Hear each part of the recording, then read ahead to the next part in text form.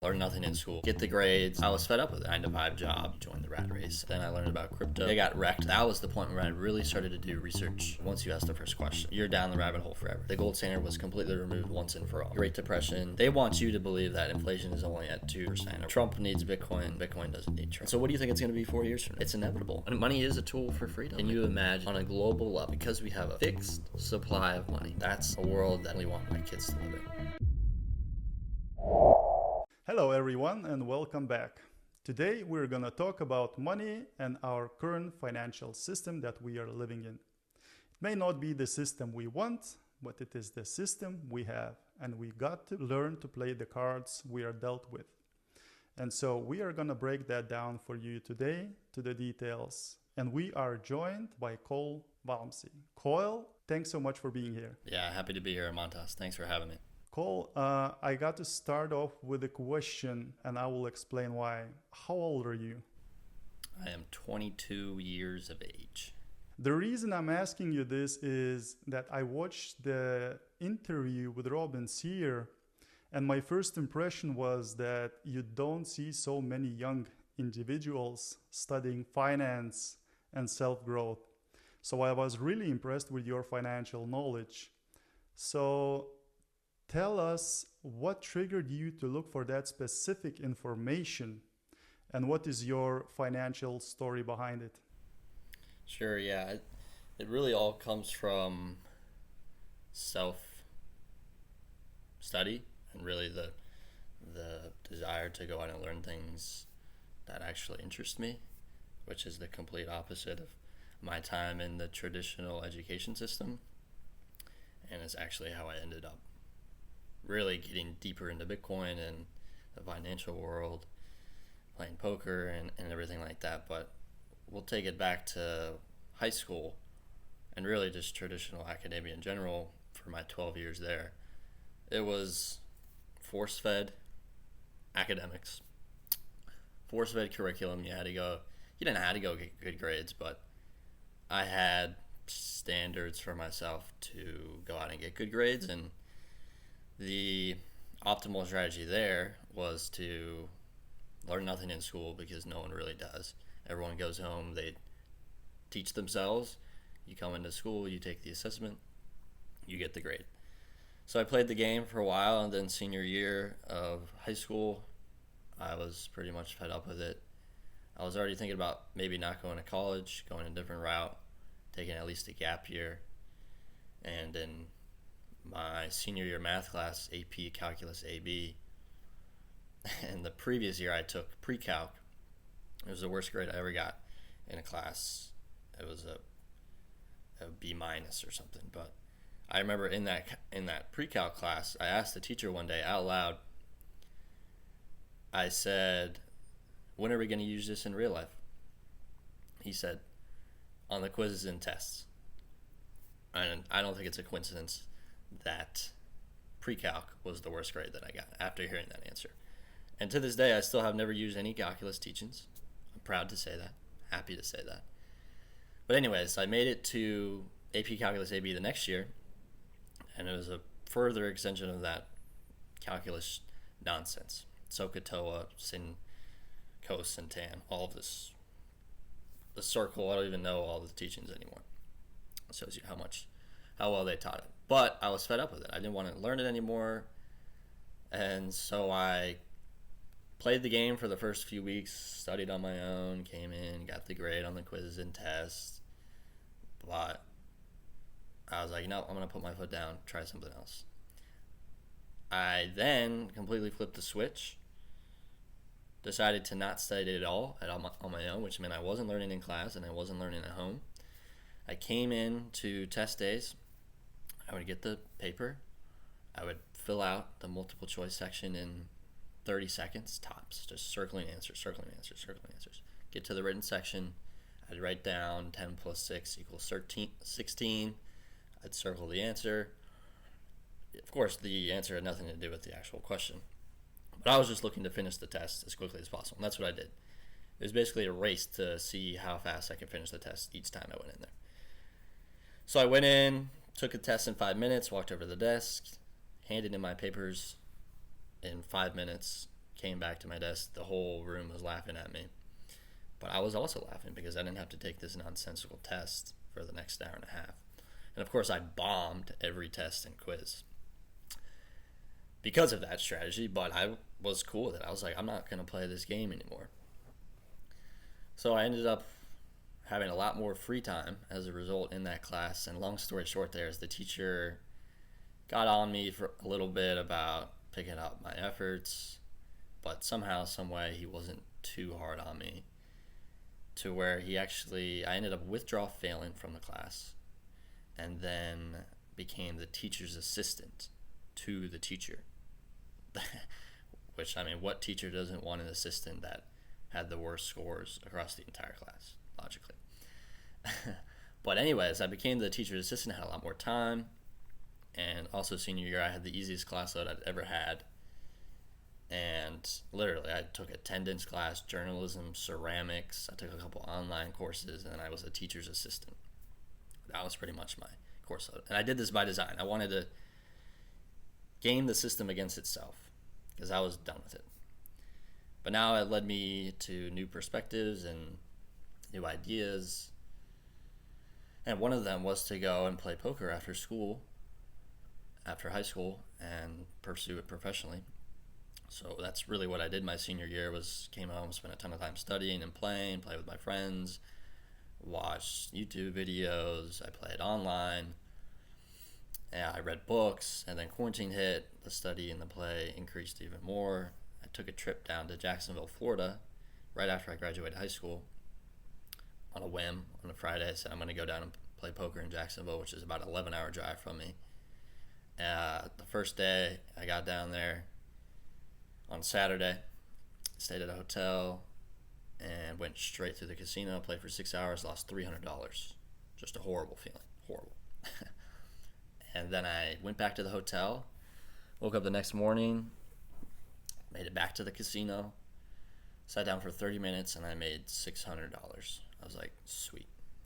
So I booked my profits, came back home, and at that point I had already made up my mind that I was at least going to take a gap year between high school and college, because college was, again, just a further extension of what I had already despised and wanted to escape, especially the path of go to college, get the grades, do all that stuff. But even past that, it's then you go work for somebody, then you become beholden to a 9-to-5 job and the drug that is a salary, and then you join the rat race. And I didn't want that. I didn't want that at all. And I knew the easiest way to get to that path that I didn't want to go to was to go to college. So I just completely avoided it. Moved down to Jacksonville, Florida to play poker. I had no idea what the city was like. I didn't know anybody. I moved in with a couple of roommates off of Craigslist in Ponte Vedra, which is about 25 minutes from the card room there. And then I played poker. And then about a month before I moved down to Florida, I also got into the stock market, started investing. This is August 2020. They had printed poop ton of money. Asset prices balloon as a result.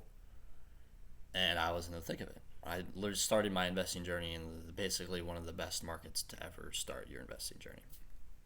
I could have put on a blindfold, thrown a dart, missed the board, and I still would have made money investing in a random stock. That's how easy it was. So I rode that wave, and that eventually overtook my interest in poker because it's just a more optimal game. You don't have to be sitting down at the table. There's more leverage. Ceiling's higher. It's not as absolute in that you can lose all your money in a session quite easily. With poker, it takes a lot for you to lose all of your investment. So I rode that, spent a lot of time studying, became pretty engrossed with the whole subject. Then I learned about crypto at the start of 2021. I say crypto begrudgingly, but I started looking into that. But at this point, and really most of my initial investing journey, I was just listening to other people's research. And, this person's saying this on StockTwit. This person's saying this on Twitter. This person's saying this on a YouTube video. Oh, okay, I believe that. And I do some of my own research as well, but it's really like buying into what other people were telling me to buy into. So I went to crypto, bought a little bit of Bitcoin, then sold it, and I bought an altcoin. It went up, it went down, sold some, and then I bought into Olympus DAO, which is a scam Ponzi scheme with like a billion APY percentage. And I remember I did the calculation on my investment that I would have like $3.7 billion after 1 year. And I wasn't exactly starting with 50 million. So I was like, what? There's no way. This is too good to be true. But I messaged the founder. He didn't respond to me, but I still stuck my money in because I was a noob. Inevitably, I got wrecked there. And then I sold everything at the start of 2022. I started looking into Bitcoin. And that was the point where I really started to do research for myself and find out what I truly believed in. And I asked the first question about Bitcoin was basically, what is the halving cycle?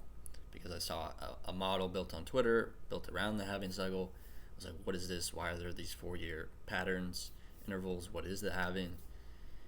And once you ask the first question, you're down the rabbit hole forever. You're never coming back up. But my path continued. I read the Bitcoin Standard at the end of that year. And then I realized, like, I actually believe in this thing more so than maybe anything else ever. For so many reasons. For primarily at that point for a tool for savings and a tool, I don't see it as an investment, but that was the best place to put my money. But additionally, what it could do to basically eradicate that system that I despised for everybody and bring in this new system. So it was basically the greatest tool that I had seen at unlocking the infinite amount of prosperity awaiting us was Bitcoin. I was like, holy crap, this is astronomically significant and brilliant.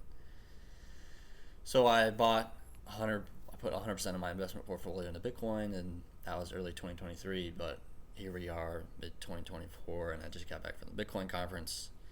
I am 22 now, and I've only gotten further down the Bitcoin rabbit hole and loved every moment of it. I learn something new every day. And there's a lot of best parts to it, but that might be the best part, and that it's never ending. It's a never ending journey. You learned the hard way.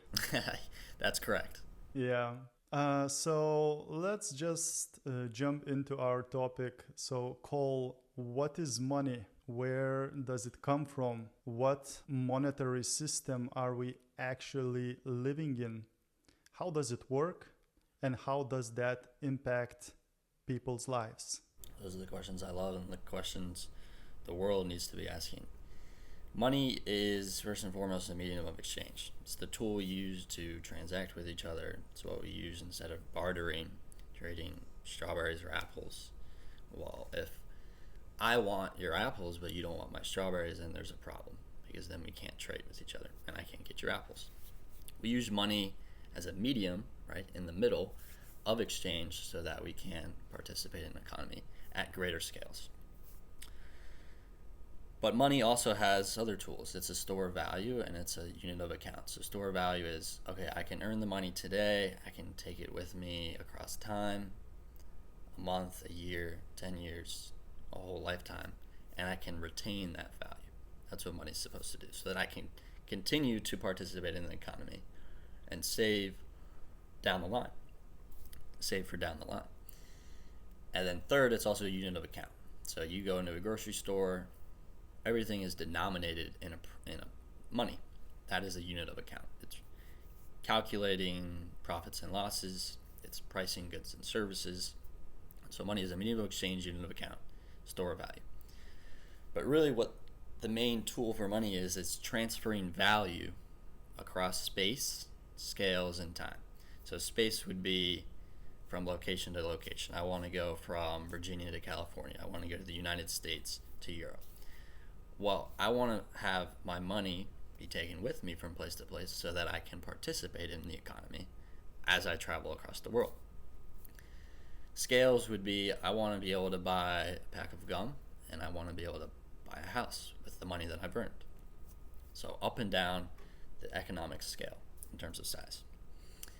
Time would be, as we previously discussed, can I use my money today, and can I use it down the line? Can I transfer my value effectively across time?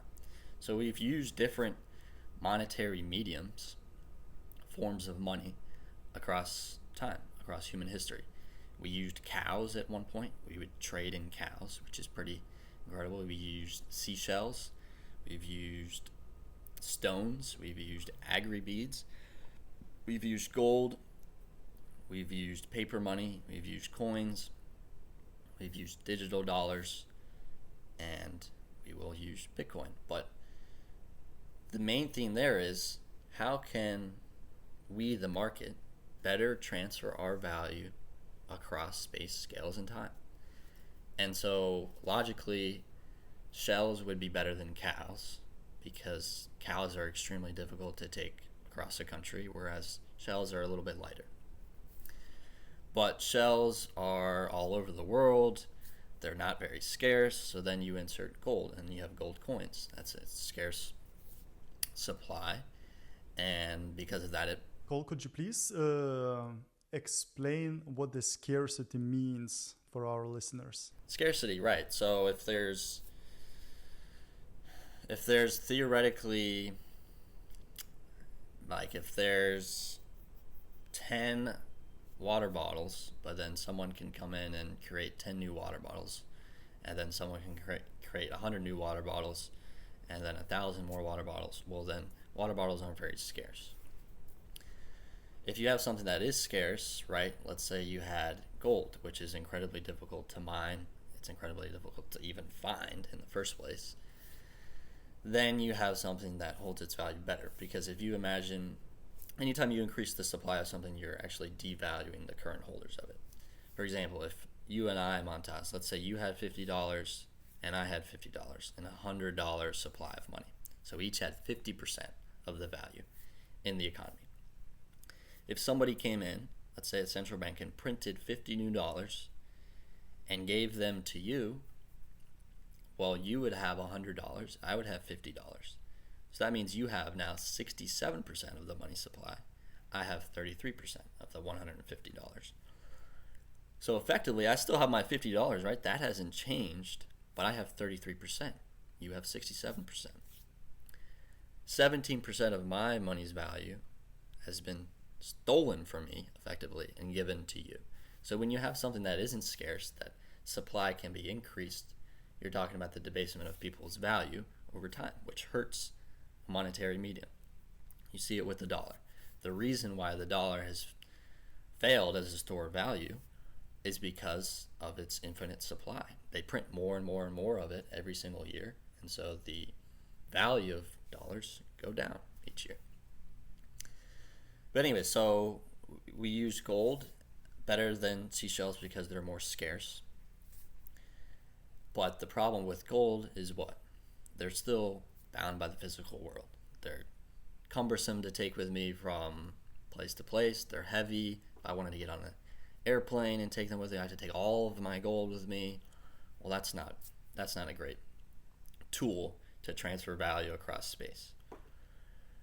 So then we introduced paper money backed by gold, because paper money is much easier to take with us across space, and then it was redeemable for gold, so it still had that store of value, transfer across value, scarcity aspect.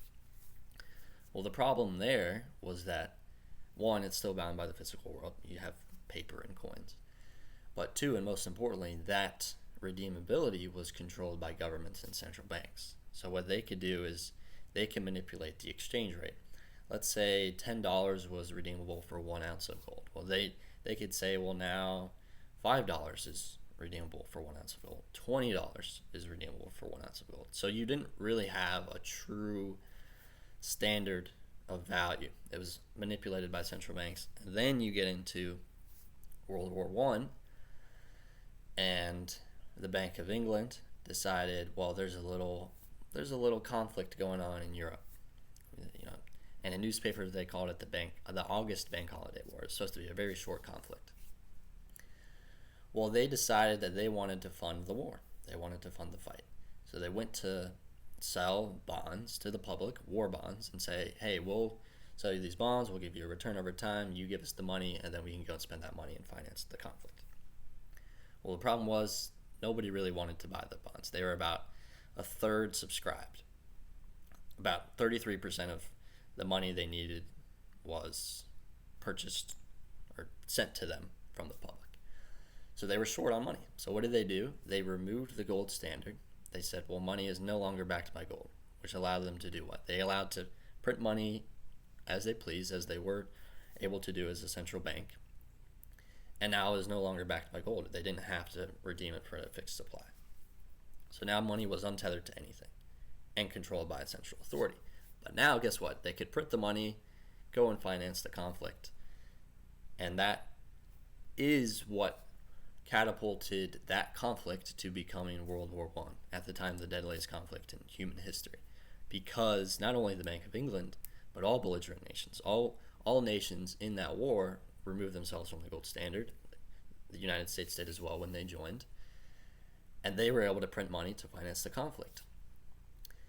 Well, that leads to the point of, well, if they weren't able to print money at will and debase everyone's savings from a central authority, would they have even been able to finance World War I? Would World War I have been as sizable as it was, as devastating as it was? That begs some questions. But anyways, so then that woke up the central banks to the ability to print money to finance their operations, and the governments as well. Hold on, we can just print money and pay for our spending? That's pretty awesome, right? That's a pretty powerful tool in the hands of somebody. So that only continued to get worse. You saw the Great Depression, and there's many things there, and then it continued on, and they had a little bit of a gold standard, but again, it was manipulated. It's called the Bretton Woods standard. But eventually, in 1971, the gold standard was completely removed once and for all, worldwide, because the United States was the reserve currency, and that dollar was backed by gold. So everyone held dollars, which were then redeemable for gold. President Nixon in 1971 said, you know what, our dollars are no longer redeemable for gold. We're untethering money. And so what happened as a result? You saw inflation immediately uptick over the next decade because they could just print money. All of those dollars started funneling and circulating in the economy. And that really, because dollars are able to be infinitely printed, they fail at transferring value across time. So us as economic participants want to have a money that we can earn and pay in that transfers our value effectively over time. And we have it across space and scales today with digital nature, right? I can hold all of my money on my phone as I go from the United States to Australia to Singapore, right? I can have these little cards. Okay, great. Scale, same thing. It's just digital numbers. Very easy to divide and group together.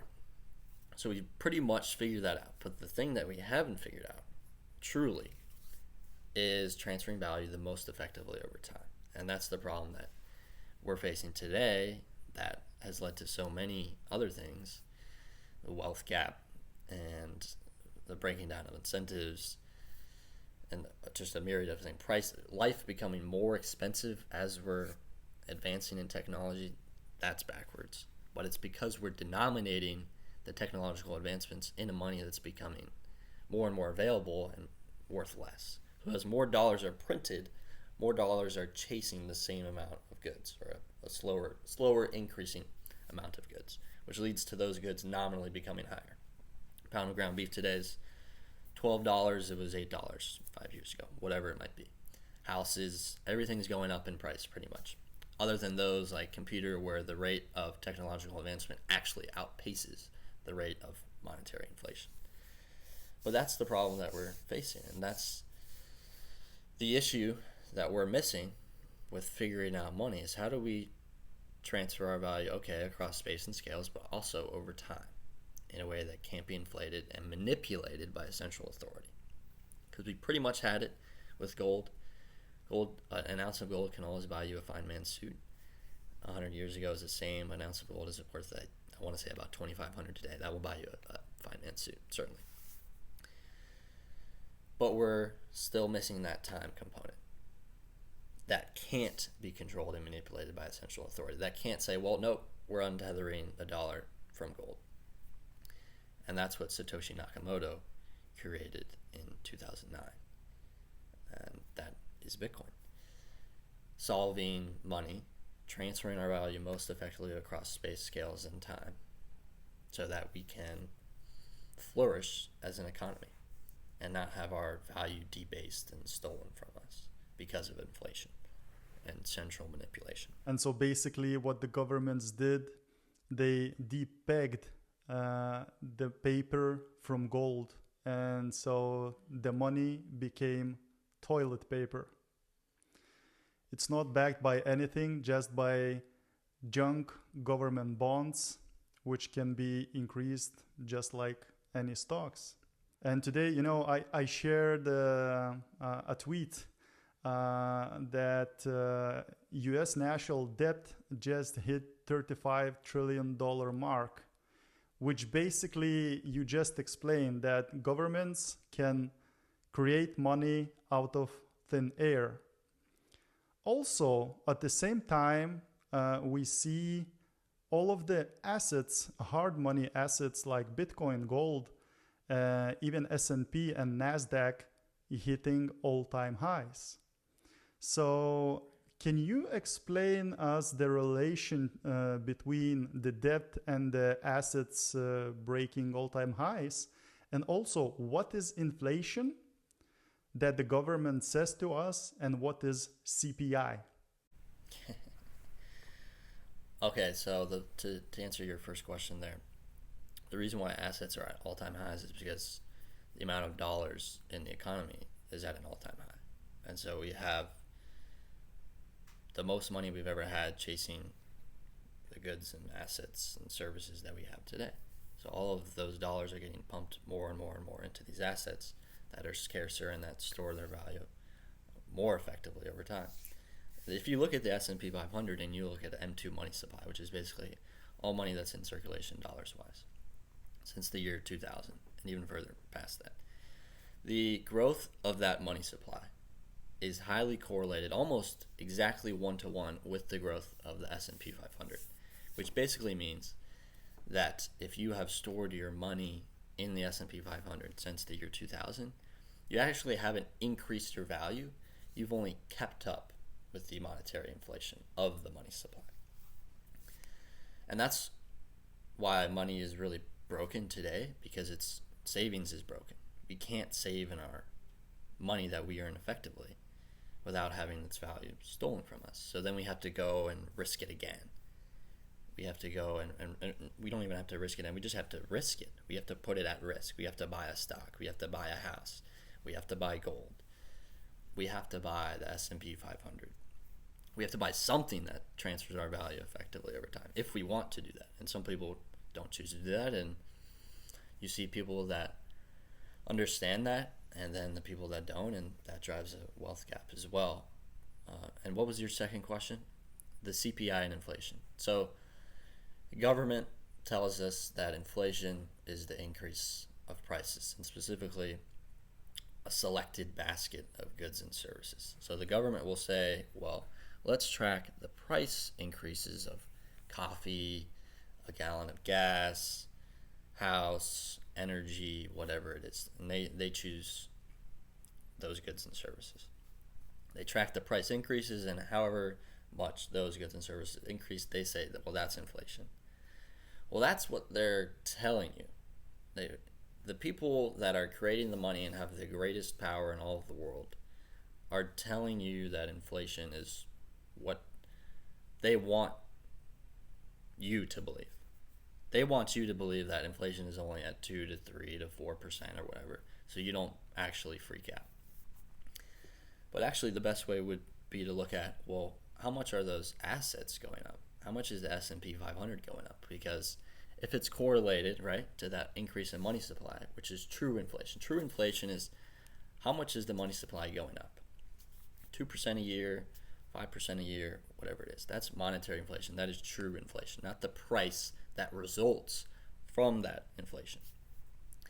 So we've looked at the S&P 500 correlated with that money supply, and because they're basically exactly 1-to-1. The S&P 500 gone up what? They say about 10%. You can get annually since the year 2000, and even recently since then. When you go back to the 1950s, since then it's about 7% a year. So that's the true barometer for what true inflation is. Your money is losing 7% of its value every single year, and the S&P 500 is going up at 7% of value every year. But so you're investing in the S&P 500 just to maintain your value and protect it. So in other words, sorry, just to stop you, is S&P 500 a good investment in your opinion? No. No. I would choose many other things over the S&P 500. I agree. Because S&P 500 may increase your value in nominal terms, but if you apply inflation, that basically helps to maintain your value. Your value is actually at zero. It's growing at basically 0%. Your actual value. Exactly. And so what are the other options? Sure. And I'll say there, the way to measure your actual value is by purchasing power. So let's say, I don't even know what the S&P 500 was in the year 2010, but it's much higher today. It's about 550 or whatever. Well, $550 would buy you, I bet you, the same amount the S&P 500 would in 2010.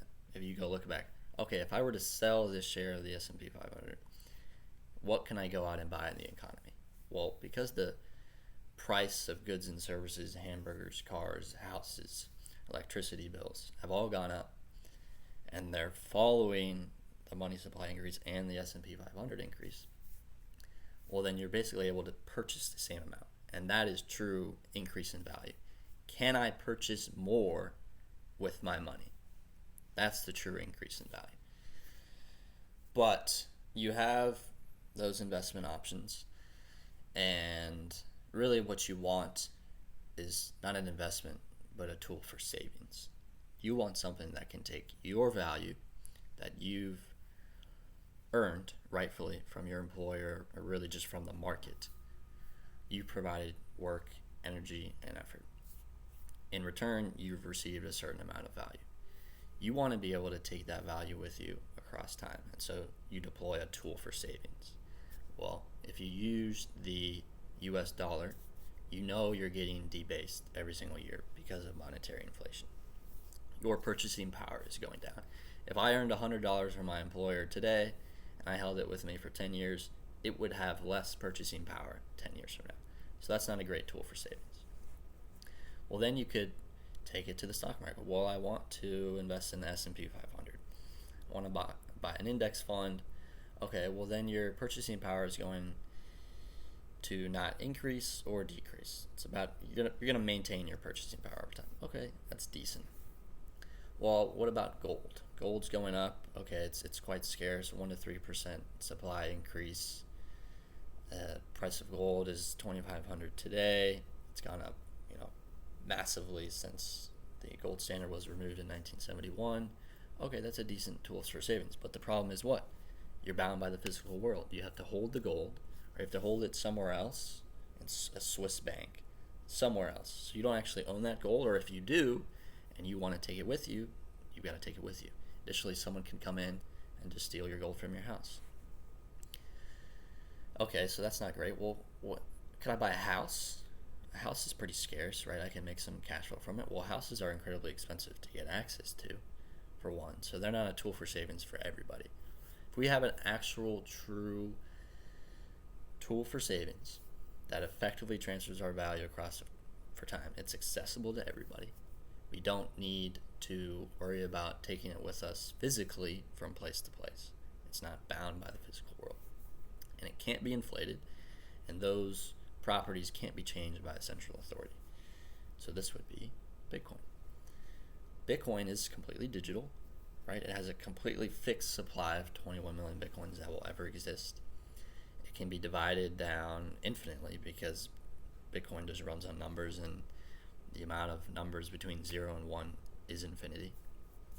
So it's infinitely divisible, which means everyone can have access to it, right? If you had a a money supply or a monetary medium, and there was, let's say there was only 21 million of it, but there was actually only 21 million of it, or let's say there was only 10 of it. Well, then if there was 10 water bottles and those water bottles couldn't be divided at all, well, then only 10 people could have access to money in the entire economy.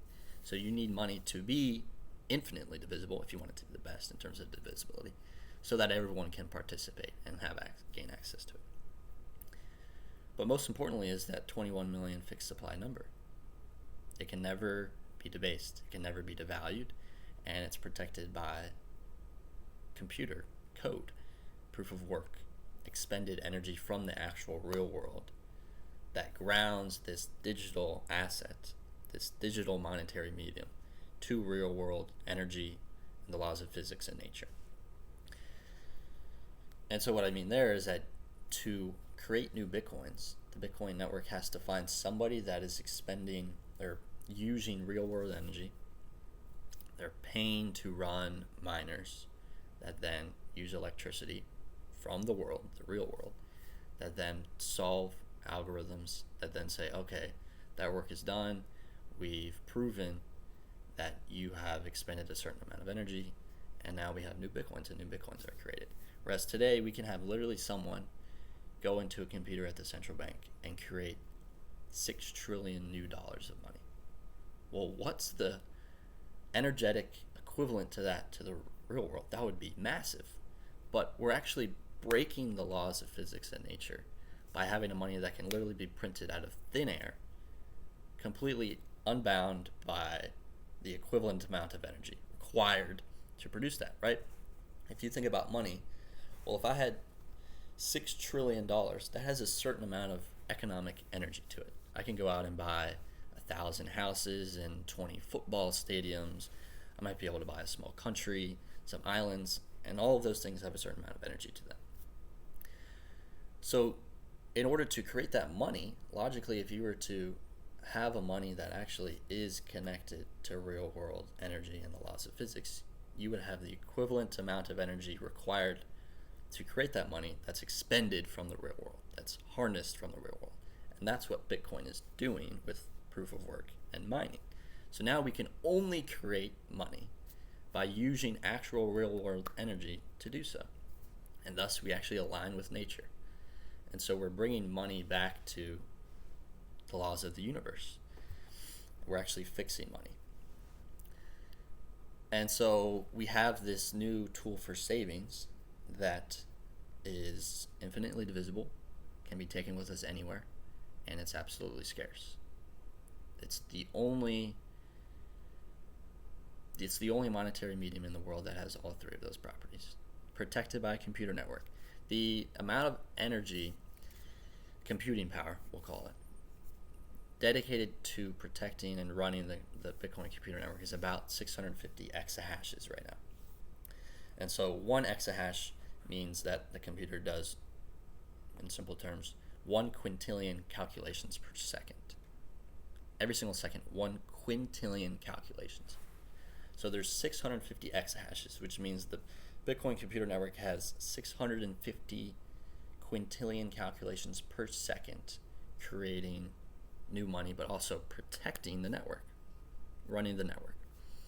And so in 2013, 11 years ago, just 4 years into Bitcoin's existence, the Bitcoin computer network was stronger, was 247 times stronger than the top 500 supercomputers combined in terms of computing power.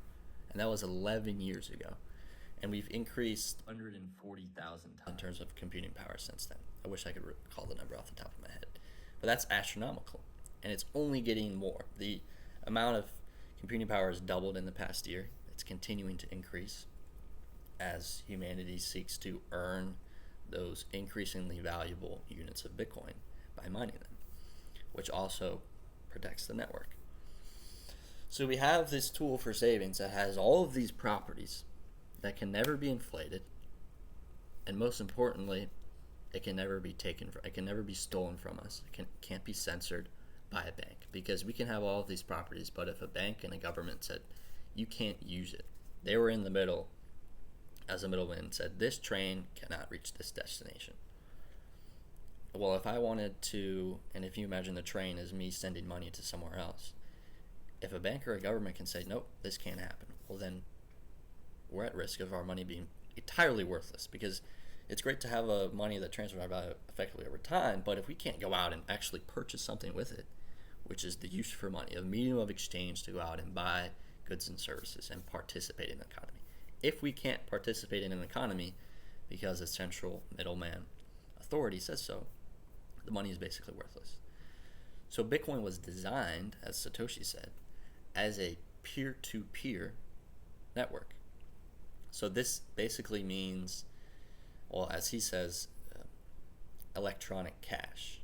So if you think of cash, right? If I go up to someone, I go to my neighbor here, and I give them cash, there's nobody in the middle of that says, no, that can't happen. I'm handing them the cash, they've received it.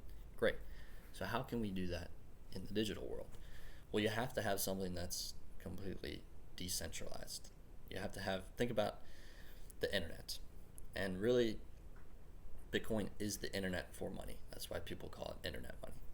So if you think of the internet, there's nobody controlling or running the internet in terms of a central figure. There's nobody that can say, well, I want the internet to be shut down, and one person makes that decision and then it's completely done. No, the internet is run all over the world. It's a completely protocol. Most people don't even know how it works. I don't really know how it works, but I know it exists. And what does it allow us to do? It allows us to transmit information instantly anywhere in the world, and if you access the right parts of the internet, no one can block you from doing that. That's fantastic. I can now get on a call with Montas and record a podcast. He's in Eastern Europe and I'm in the United States. We are transmitting information right now over the internet, and you are almost certainly listening to this over the internet. This information, as these words are being spoken, is being transmitted to you over a decentralized protocol called the internet that nobody controls instantaneously. That is fantastic, and we've grown in prosperity as a result. It's one of the best technologies that's ever been invented. Bitcoin is the internet for money. Bitcoin is money for the internet in the sense that it's a decentralized protocol. Nobody controls it. Nobody can shut it down because they say so. But now, instead of information, we can send money, which technically is information.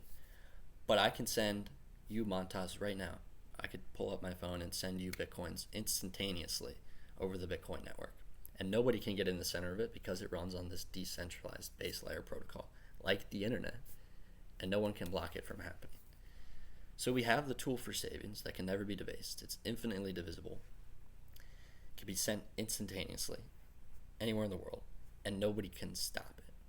And it's protected by the most powerful computer network in the world. This is why Bitcoin, I believe, is the most significant innovation in human history. Indeed it is.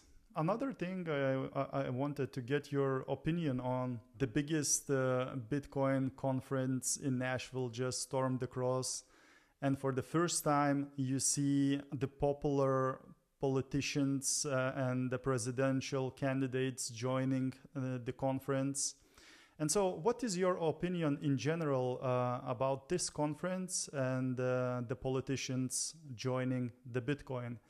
And does the politicians need the Bitcoin card, or the Bitcoin needs politicians? Yeah.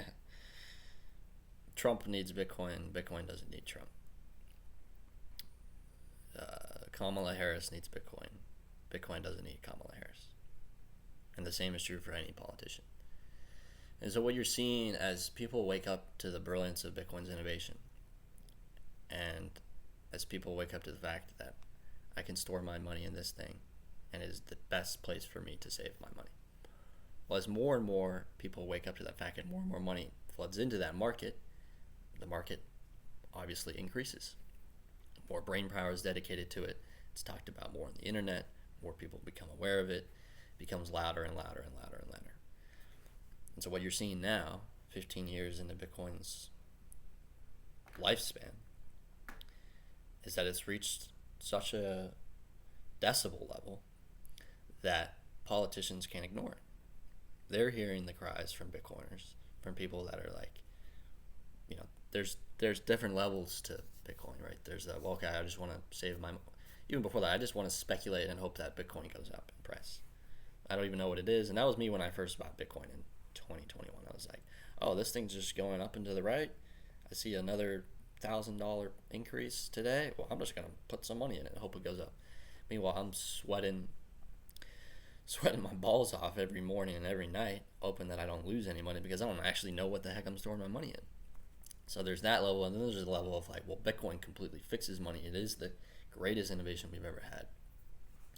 Separates money from state, all these things. But what happens naturally in the political space, because of incentives, and because they're incentivized to get elected, that is the name of the game for politicians, well, they have to pander to voters. They have to receive votes from the people to get elected. And so as more and more people hop onto that Bitcoin belief spectrum, to anywhere on it, especially on that one end of believing it's the greatest monetary solution we've ever found, well, then people are going to be like, well, if you don't align with my beliefs, I'm not going to vote for you. As that group of people increases, the impact that that group of people have increases as well, or the impact of that belief that that group of people has increases as well.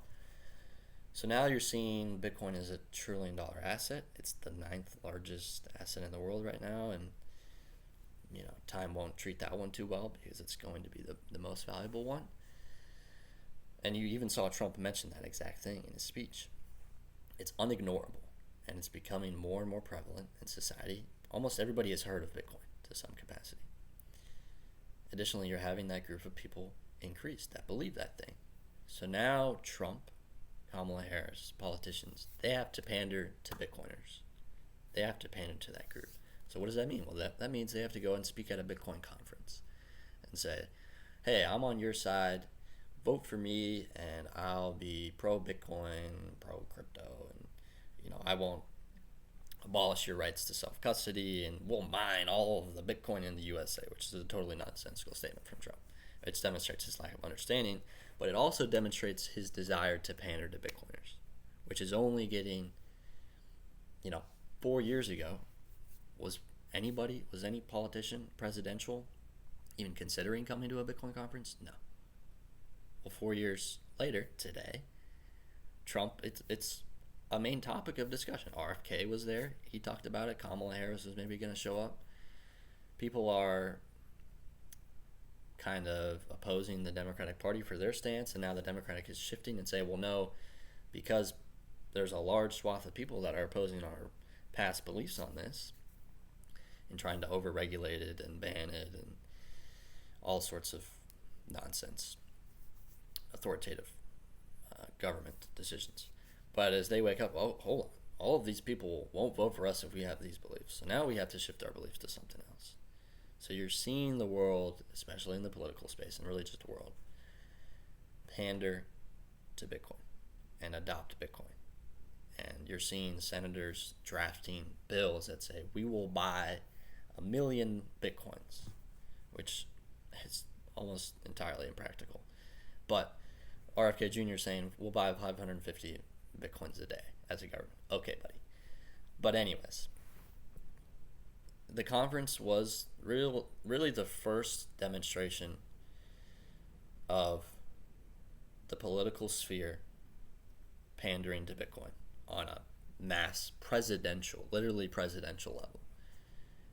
And so what do you think it's going to be 4 years from now? What do you think it's going to be 10 years from now, 15 years from now? When people continue to wake up to Bitcoin, they continue to realize, well, I'm storing iron value, I'm saving my value in Bitcoin because it is the greatest tool for transferring value over time, space, and scales. It is the greatest tool for savings. As more people realize that, as more people wake up to the evils of the fiat monetary system and the debasement of their money that they usually earn, dollars and all fiat currencies, because of inflation by central banks, they're like, this is evil. This is the reason why life is becoming more expensive. This is the reason why I have to work 3 jobs. This is the reason why I can't buy a home. This is the reason why the family unit has decreased, why kids are being born at a lower rate, while there's a driving wealth gap between the top 1% and the bottom 50%, why the middle class has been cut out, why our food supply sucks, why our healthcare system sucks, why our education system sucks. As people wake up to all of these things that are connected to money, because money is connected to everything, well, people then realize Bitcoin fixes all of these things because Bitcoin fixes money, and money is connected to everything. So this group of people over here that are like, Bitcoin is the solution the world needs to fix the world, that group is only going to become louder and louder, and as a result, Bitcoin's place in the world is only going to increase. It's inevitable, and that's the journey we're on, and we're seeing it play out real time. Even 5 months ago, but very few people would have thought Trump was speaking at the Bitcoin conference in Nashville. And then a couple months ago, he makes some pro-Bitcoin comments. Sure enough, the organizers at Bitcoin Magazine get Trump on the speaker list, and now he's speaking at a Bitcoin conference. RFK Jr. speaking there. 10 U.S. senators are there. Holy crap. This thing's not going away. Now the biggest institutions in the world are adopting it, are deploying Bitcoin spot ETFs because they want to make some money from it. It's a runaway train. It's an avalanche with a never-ending slope, with a never-ending railroad track. And that's never being stopped by anything. That's only getting more and more powerful. And it's infecting the world in the best way possible as a result. And I'm here for it. But it was cool to be at the Bitcoin conference. It was my first Bitcoin conference I was ever at. You know, there were a couple of shitcoiners and people grifting and trying to shill their tokens and all this stuff. And it's kind of inevitable when you have the biggest Bitcoin conference in the world and biggest Bitcoin conference in the country for sure. And people just want to go there and sell what they're selling. Okay, everyone's got something to sell, right? So that was, kind of the down part of it. But the people there that I met were fantastic, most of them, and made some real awesome connections. And it's enlightening in a sense to connect with people in the real world that have those same beliefs, as we talked about before the podcast. Having a shared common ground of knowledge unites people. And so to be able to operate from that same level of cooperation is quite remarkable. Trump actually made a remark in his speech, and I haven't really seen it discussed anywhere since then. But he used the word cooperation and how cooperative everybody was, because he had a little round table with people about Bitcoin before the speech to get them hip to what was going on. He noted specifically how cooperative everybody was, and it seemed like they were all on the same team. And he juxtaposed that against the political sphere and how everyone's fighting against each other and competing against each other. And so what money is, when we have a strong, sturdy, solid foundation of money, and really just foundation for the world, because money is the foundation of the world, because it's connected to everything. Well, then we're talking about us being able to cooperate at a global level unseen to humanity. And then that's when you really start triggering some massive waves of prosperity, and this is what Bitcoin is unlocking, and this is what Bitcoin is creating in the world. And this is why I basically have dedicated most of my working life to Bitcoin, because it's the most important thing going on because of everything that it does. Few key points I just wanted to touch. You just mentioned that it is getting more and more difficult to buy a house, to plan a family, and the fiat system is purposely designed to do exactly that. I'm gonna pull up the chart for the people about the Mediterranean countries, young people living on the record amounts of percentages with their parents. And you may ask why. Because your money depreciates at astronomical rate. And that's why it is important to study financial system. The money is not the goal. The money unlocks your ability to be free, to go outside this world on the mountain and read the book. It is a tool of freedom to do anything I want, anytime I want, and to say no to anything I don't want. And the second part is to help people to realize the importance of money. It is a tool that you need to study.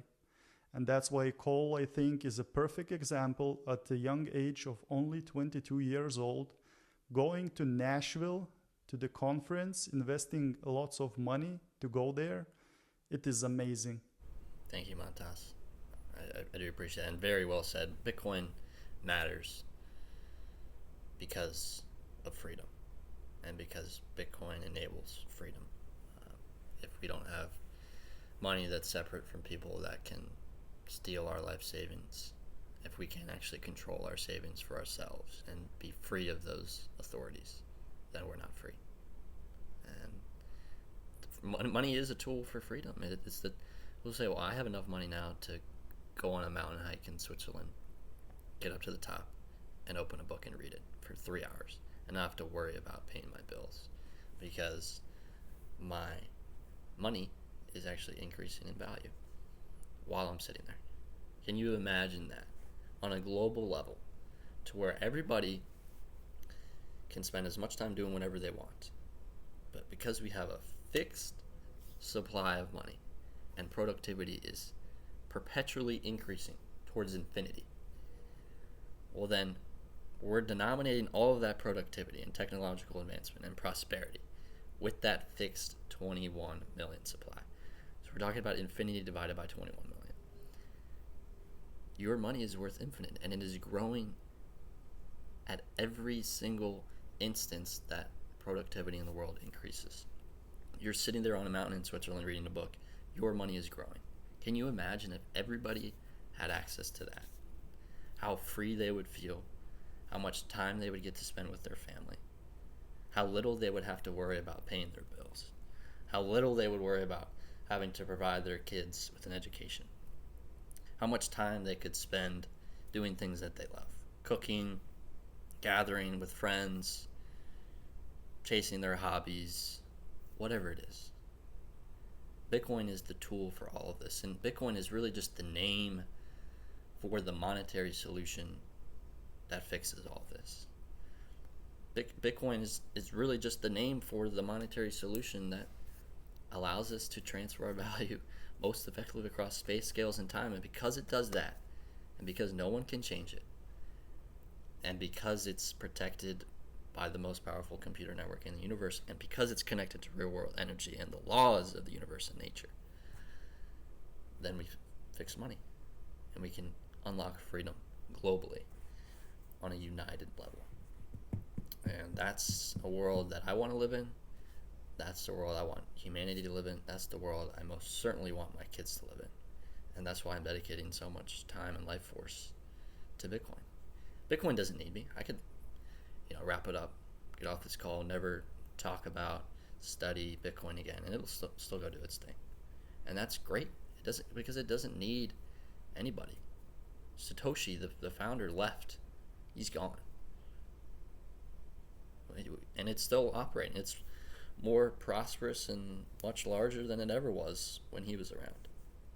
Yeah, not only just to be consumer, but to give value to people as well.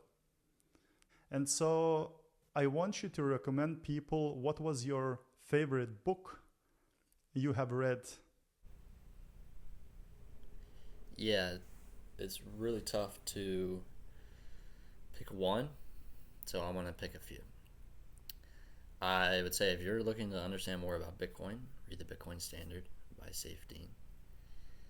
And hopefully I will be able to give that answer for my own book in the future.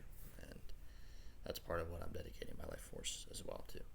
But aside from that, The Untethered Soul by Michael A. Singer. I'm just going to say it. You look into it and decide if you want to read it. And Breath by James Nestor, because we as human beings function on the breath. That is the foundation of us. So if you want to figure out how to optimally live your life as you breathe millions of times across your life, well, you better figure out how to breathe to the best of your ability, and that's what that book does. So I will leave it with those three.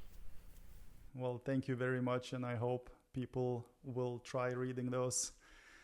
And so, just to wrap this up, where can people find more about you? They can find more about me on Twitter. That's my main hub right now. It's just at Cole_Walmsley, and then you can also find me in the real world.